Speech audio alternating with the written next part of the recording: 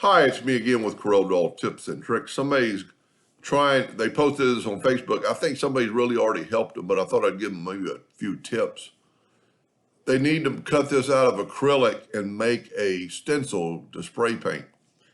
One, acrylic is pretty strong, so almost anything will work. But what I would do is I would left click, right click, and make an outline of it, see what it looks like. A couple of the letters need to be stenciled, but you don't need to do all the letters in stencil, just the P, the R, and the O. But the mountains, we need to, if you cut this out, this would all fall out and this would all fall out. So a couple of trains of thought here. It's kind of hard maybe to find the center of this thing, but we could try using an ellipse, holding down the control button. I'm going to draw it in red, and I'm going to draw it a hairline. And I'm going to put it in the kind of like semi center of that circle. I'm going to hold down the shift key and have it grow from the inside out. And then I've got it, well, I let go of it too soon. And I'm going to nudge it over. I'm going to see, he's got his nudge factor, or maybe I did. I'm going to go 0.01. And I'm going to nudge this thing up. Kind of got it, it was too big, so I'm going to use the shift key because I still want the circle to be a perfect circle.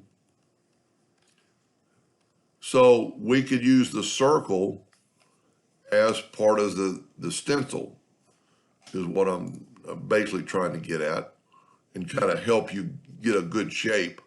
These are just my ideas. First of all, I'm going to take his logo and turn it into a hairline also. That makes life to me a little bit easier. I'm going to take the 3-point curve line and I'm going to go from that node to that node. This is not his drawing. I just cut and pasted it off Facebook. I'm going to double click on his, change his graphic to a hairline.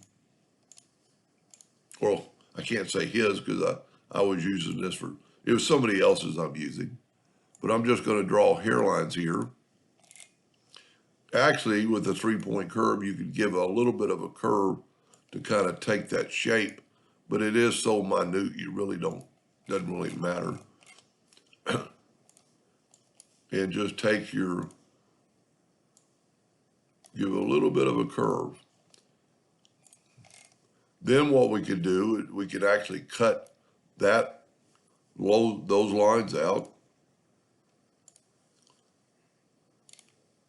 And you could actually go ahead and cut the red circle out. We're gonna fill it with the fill tool anyway. I've got a little. Well, that's not because it's not his drawing. We can actually fix that. But see how now the mountain has kind of the stencil is going to have a little bit of a power to it. So let's just go ahead and cut rid of or a circle to it. Let's take the Smart Fill tool, set on black. I'm going to set my nudge factor now. I'm going to see how big this is. I made it really small, so it's 3 inches. Nudge. I'm going to take my black and I'm going to nudge it. And that's what the stencil is going to look like. It still looks like mountains, and also you get a little bit of a curve to your stencil. Your drawing will be a little bit better because of the fact that you've got, hopefully it'll be better than this one. I'm going to go ahead and nudge this over. And I'm going to turn this into a hairline if it's not. Well, it's regardless. So the G and the C will not fall out, but the P, R, and O will. So I'm going to make a rectangle. I'm actually going to do it the size, and I'm going to think that, you know, of course, this thing would be quite a bit bigger. I'm going to say at least a 1/4 inch so it won't fall.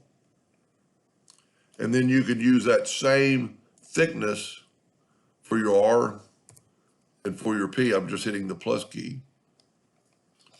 And then really all you don't have to even cut anything away. We could use the Smart Fill tool fill that in, nudge it, nudge it, nudge it, nudge it, nudge it, nudge it, nudge it, nudge it, nudge it.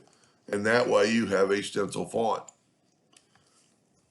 Take the whole thing, nudge it back over, left click, right click so it's a cuttable file, and then you can make it whatever. I think it was like 12 by 12 anyway, and that will hold together.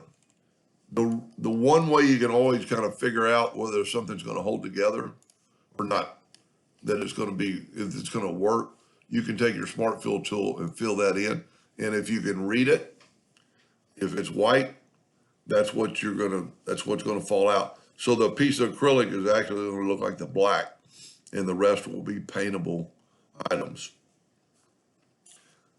Just my idea. Hope that helped them a little bit. Thank you for watching.